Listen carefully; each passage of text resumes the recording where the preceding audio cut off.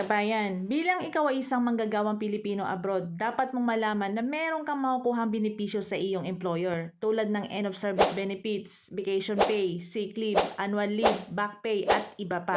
Kahit saang bansa ka pumunta kabayan, hindi po yan mawawala sa karapatan ng isang manggagawang Pilipino abroad. Kaya kung alam mo ang karapatan mo kabayan at alam mo kung ano ang benepisyong makukuha mo sa iyong employer, ipaglaban mo ito kabayan, huwag kang matakot. Pinaghirapan mo yan, karapatan mo yan bilang isang manggagawang Pilipino abroad. Ang realidad kasi sa ating mga OFW, walang natitira sa sahod natin. Monthly tayo nagpapadala sa ating mga pamilya, kaya ang inaasahan lang natin pag uwi natin sa Pilipinas ay yung mga benepisyo na makukuha natin sa ating employer. Kadalasan po or karamihan sa mga OFW na nagrereklamo po ay sa bansang Middle East, lalong-lalo na po sa pagdating po sa end of service benefits or benepisyo na dapat po nilang makuha sa kanilang mga employer. Mapa-skilled worker man or kasambahay, hindi po talaga sumusunod ang ibang employer. Kadalasan pa, inireklamo po nila ang kanilang overtime. Hindi po nagbabayad ng overtime si employer. Nagawa nilang lumapit sa MWO or Polo, pero hanggang reklamo lang. Kahit nagreklamo sila, hindi pa rin nakuha ang kanilang karapatan. Kaya ang ibang OFW sa bansang Middle East umuwi ng Pilipinas na hindi nila nakukuha ang kanilang end of service benefits or benepisyo sa isang employer. At kung nakauwi ka na ng Pilipinas, may hirapan ka na pong kunin ang benepisyong dapat mong makuha sa isang employer.